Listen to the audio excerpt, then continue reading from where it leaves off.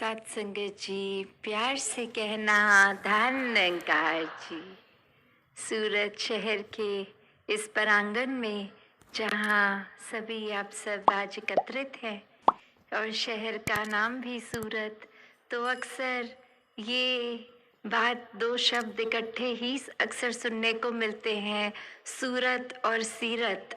कि एक सूरत तो एक शक्ल आकार, कोई चीज़ कैसी दिखती है, और जो सीरत है वो उसका तत्व, उसका गुण, उसकी नीयत के बारे में। कि ये अगर उदाहरण के तौर पे सूरत तो एक फूल असली जो होगा और एक कागज़ के भी आर्टिस्टिकली अगर बना दिए जाएं तो इतने हूबहू रियल एक जैसे ही लगते हैं, तो वो सूरत तो एक जैसी हो गई। तो अब असली फूल और नकली फूल की पहचान, ये सीरत की बात कि कैसे एक जो असली फूल के गुण हैं कि उस पे तितली आके बैठना चाहेगी, एक वो ऐसा कोमल सा होगा, और वहीं कागज़ का फूल, उसमें एक सॉफ्टनेस नहीं, एक कागज़ की स्टिफनेस होएगी। तो कैसे ये एक जैसे चाहे सूरत, पर अंदर से जो गुण है वो एक अलग, जिसके कारण वो पहचान हो जाती है कि क्या असली है क्या नकली है। उसी प्रकार आज भी संतों ने यही संदेश दिया कि अपने जीवन में असली धन और नकली धन की ये पहचान कर लो। एक समय के साथ जीवन में कमाया जाया हुआ धन कुछ समय के लिए सुखदाई हो सकता है, पर सदैव के लिए नहीं। वही जो किसी समय का एक सुख किसी समय वो अशांति दे सकता है, एक रेस्टलेसनेस दे सकता है। और वहीं जैसे मीराबाई जी ने भी कहा कि पायो जी मैंने राम रतन धन पायो, ये एक असली धन है जो परमात्मा की प्राप्ति उन्होंने और कितने और भक्तों ने अपने चाहे उल्लेखनों में कहा, भजनों में कहा, एक अपनी कविताओं में कहा।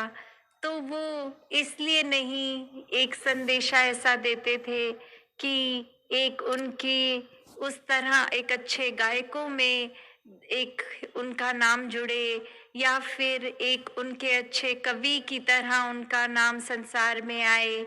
नहीं, वो एक असली सौगात, असली धन के साथ जब जुड़ गए इस परम पिता परमात्मा के साथ, इसकी पहचान कर ली, उससे अपनी आत्मा की भटकन खत्म हो गई। जब पता लग गया कि ये परमात्मा और आत्मा एक ही एक बात है, इसी का ही एक हिस्सा आत्मा शरीर के अंदर है। तो जब इस तरह की ये भटकन रूह की एक आत्मा की खत्म, तो ये असली पहचान इस आत्मा को भी कि शरीर किसी भी आकार का हो, पर एक आत्मा सब में एक समान ये परमात्मा का ही अंश है। और इसी तरह जब ये पहचान के बाद फिर वो भक्ति जीवन में और गहरी होने लग जाती है, ये आनंद की अवस्था, ये प्यार की, तो ये दिखावा भी भक्तों के जीवन में फिर नहीं होता कि एक दूसरी नज़र में अपने आप को कैसे श्रेष्ठ दिखा सके, या हम उनसे अलग हैं, ये बात को साबित करने में भक्त समय नहीं लगाते। वो तो हर समय इस परमात्मा के प्यार में रहते हैं और इसी के रंग में रंगे रहते हैं। तो बात वही कि इंसान ने एक अभी जैसे जिक्र भी हुआ कि इतनी ख्वाहिशें अपनी रखी हैं, जीवन में इतनी इच्छाएं होती हैं। आज इच्छा ये चीज जीवन में हासिल कर लें तो फिर आगे का जीवन सुकूनमय हो जाएगा। और वो चीज की अगर उपलब्धि हो भी जाती है तो कैसे कुछ ही देर बाद फिर एक नई इच्छा आ जाती है कि अब ये तो मिल गया है, अब इसकी प्राप्ति कर लेते हैं, जीवन और आसान हो जाएगा। तो ऐसे करते करते ये देखा गया है कि एक जन्म से लेके मृत्यु तक इच्छाओं ने तो खत्म नहीं होना। अभी भोजन की इच्छा हो रही है और कुछ देर बाद भोजन खा के ऐसा महसूस होगा कि पेट भर गया। फिर कुछ घंटों बाद वही इच्छा एक रहेगी कि फिर से भोजन मिला है। तो कैसे एक इच्छाओं को एक जीवन में जो बात संत समझाते हैं कि वो इच्छा असल इच्छा कौन सी है। जब तक कुछ ऐसी इच्छाओं से जुड़ेंगे जो पल के लिए तो सुकून देंगी पर हमेशा के लिए नहीं, तो इंसान ने उन इच्छाओं के साथ तो बेचैन ही रहना है। पर जब ये इच्छा प्रभु परमात्मा की प्राप्ति की बन जाती है तो फिर हर समय का सुख है। फिर वो बेचैनी खत्म, वो तड़प आत्मा की। तो असल इच्छा एक जिज्ञासा कि ये मनुष्य का जीवन तो लिया पर प्रभु परमात्मा की प्राप्ति किस तरह हो, और वो आंसर विशन है ब्रह्म ज्ञान। जब ये ब्रह्म ज्ञान की दात मिल जाती है, एक उससे अपने जीवन में इस निराकार इस परमात्मा को हर समय अंग संग देखा जा सकता है। तो फिर ये जीवन भी हर समय इस परमात्मा के दर्शन करते हुए ही बीतता है। ये एहसास मन करता है कि हर समय ये परमात्मा मौजूद है हमारे हर समय में। तो कैसे ये इच्छा भी उस तरह होनी चाहिए जिस तरह एक उदाहरण भी है कि एक संत के पास कोई आया और बोला कि मुझे प्रभु परमात्मा की प्राप्ति इसके दर्शन करने हैं। तो वो संत ने उसके मुंह लेके पानी में कुछ देर डाल दिया और फिर जब बाहर निकाला तो एक लंबी सांस, एक अपनी उसको सांस को नॉर्मलाइज करते हुए एक जब वो बोला है कि आप जब के अंदर थे तो आपकी सबसे ज्यादा इच्छा क्या थी, तो वो इंसान बोला कि उस समय ये इच्छा थी कि एक सांस मिल जाए, ऑक्सीजन जाए, पानी के भीतर दम घुट रहा था। तो वो संत समझाते हैं कि एक इच्छा प्रभु परमात्मा की प्राप्ति की इस तरह होनी चाहिए कि हर समय फिर वो जिज्ञासा रहे। आप पानी में थे, सांस आपकी प्रायोरिटी बन गया था, परमात्मा को जानना ये प्रायोरिटी में नहीं था। तो कैसे हर समय जब प्रायोरिटी ही ये दातार, ये निराकार, ये परमात्मा होगा तो अपने आप ही सारे कार्य बहुत सरल हो जाते हैं। फिर किसी भी चीज में कुछ गंदा नहीं लगता, कुछ बेकार नहीं लगता। सब में ये दिखता है कि ये स्थिति भी इस परमात्मा की रची हुई है। ये कोई अगर व्यक्ति भी हैं, ये जीवन में भी इस परमात्मा की वजह से हैं।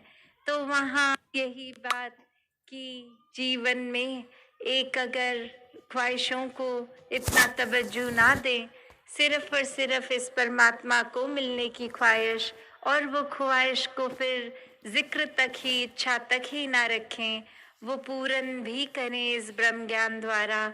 इसमें जैसे एक शायर ने भी कहा कि एक ख्वाहिशें जो हसरतें होती हैं कि हसरतों का दिल में लगा है इस कदर हजूम, सांस आती है, सांस रास्ता ढूंढती है आने जाने के लिए।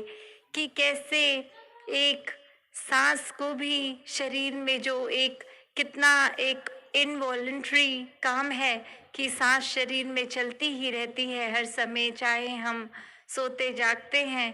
पर अब एक इंसान के दिल में इतनी इच्छाएं, इतनी ख्वाहिशें वो बना के रख चुका है कि सांस को भी रास्ता ढूंढना पड़ रहा है कि इसके दिल में तो बस ख्वाहिशें ही ख्वाहिशें हैं, इसके पूरे तन में, दिमाग में इच्छाएं हैं। तो हम कैसे, एक सांस भी घुट रही है अंदर ही। तो वो ही बात कि एक सांस जो होती है वो बहुत ही सरल जिस तरह से एक इंसान ले लेता है, वही बात कि जब इस परमात्मा के अंदर हम विचरित कर रहे हैं, अपने हर समय इसी में रह रहे हैं, तो फिर ये एक उतना ही सहज है जिस तरह हमें पता भी नहीं लगता हम किस पल सांस ले रहे हैं, हम किस पर पलक झपक रहे हैं। तो किस तरह एक परमात्मा को जब जान लेते हैं तो हर समय इसी के अंदर भक्त रहते हैं।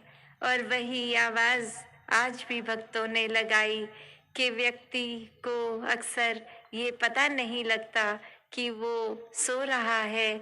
जब एक थकावट में, जिसको इंग्लिश में जैसे जोन आउट भी बोल देते हैं, कि कैसे अभी हम यहाँ हैं और ध्यान हमारा कहीं और, तो शरीर कहीं पे उपस्थित है, ध्यान कहीं, मन कहीं और। तो कैसे एक संतों ने तो यही सलाह है कि हर समय एक फोकस अपना इस परमात्मा को बनाओ, ताकि जीवन में जो जो कार्य चलना है, एक चाहे बाल अवस्था है तो स्टूडेंट लाइफ है, आगे कामकाज, परिवार, ऐसी जिम्मेदारियां होंगी। तो हर समय अगर हम अपने जीवन में इसी को प्राइम बना लेंगे तो वो उसके साथ वो चिंताएं रहेंगी।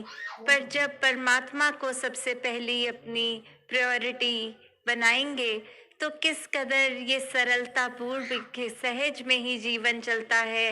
एक फिर स्कूल में होंगे तो पढ़ाई भी ज़्यादा एक ध्यान से की जाती है, क्योंकि इस परमात्मा के एहसास से की गई, फिर वो फोकस भी ज़्यादा रहता है। फिर कामकाज में मेहनत भी उस तरह होगी कि ये परमात्मा का एहसास है, तो किसी से चालाकी नहीं व्यापार में करने का दिमाग सोचेगा।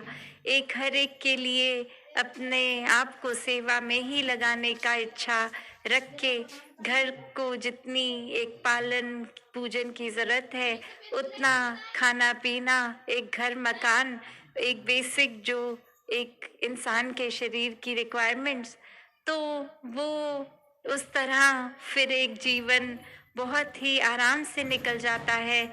जब ये पता हो कि मन में हम कुछ नहीं कर रहे, इस बात का अहंकार नहीं है, बल्कि इस परमात्मा का शुक्राना है कि इतना सब कुछ दिया है, और कैसे फिर दी हुई चीज़ों को सदुपयोग में लाना है। फिर एक धन को, एक अपने शरीर को किसी का नुकसान नहीं पहुंचाने के काम में लाना है। हर एक बस सेवा करते जाना है। इस परमात्मा की रचना पूरा संसार, सभी लोग चाहे कहीं रहते हों, किसी भी तरह अपनी धार्मिक आस्था रखते हों, एक खाना पीना, एक आदतें, सबका स्वभाव चाहे कितना अलग हो, सब में ही ये परमात्मा है। और इसी परमात्मा को सब में देखकर फिर एक मन से खुद ब खुद वो प्यार हर एक के लिए, ये सत्कार निकलता है। जैसे अभी सत्संग में भी फरमा रहे थे कि प्यार करने से पहले एक्सेप्टेंस ज़रूरी होती है। वही बात कि हमने जब इस परमात्मा के साथ अपना एकत्व बनाया तो इसकी मौजूदगी, ये फैक्ट एक्सेप्ट हुआ, और फिर उसी तरह हर एक में परमात्मा है। जब ये एक्सेप्टेंस आती है तो उसके साथ ही ये प्यार, ये लव की भावना भी हर एक अंदर से ही नेचुरल इंस्टिंक्ट की तरह आती है। तो हर एक ने जहाँ हर किसी से एक बहुत ही ह्यूमैनिटेरियन बेसिस पे, एक ह्यूमन वैल्यूज़ रख के, एक मानवीय गुणों से पेश आना है, और वो कोई दिखावा मात्र नहीं। एक जब रूहान, इस ताकत, इस परमात्मा, ईश्वर, अल्लाह, जो भी नाम से हम पुकारें, जब ना ज़्यादा इसको मन में बसाएंगे इसके दर्शन के बाद, तो उतना ही एक रूहानियत से युक्त जीवन बनता है, और अपने आप ही ये इंसान प्रवृत्ति हमारे अंदर आ जाती है। तो तभी आज बार बार रूहानियत और इंसानियत संग संग वाली बात सत्संग में की गई कि अपने जीवन में कोई अच्छी बातों को ऊपर से नहीं थोपना, पर अंदर से जीना है, और हर समय अच्छा बनने के लिए इस परमात्मा को दिल में बसाना है। इसके दर्शन करके अपनी भक्ति को मजबूत करते हुए जीवन को आनंद में जीना है। फिर ये चाहे परिस्थितियों के ऊपर मन नहीं आधारित, दुख है सुख है ये तो आता जाता रहता है, पर कैसे उससे ऊपर उठ के सिर्फ इस परमात्मा के एहसास में, जहाँ भक्ति भी एक समाज में रह के, घर में रह के हो सकती है, वो अपने आप को काट के कहीं दूर नहीं, इसी में दातार ने जो दिया है उसी में विचरण करना है। तो ऐसी भक्ति जो माया में रहकर हर समय फिर भी ये माया का रंग नहीं, इस दातार इस निराकार का ही सच्चा रंग हर एक के ऊपर चढ़ा रहे। सात संगत जी, धन निरंकार जी।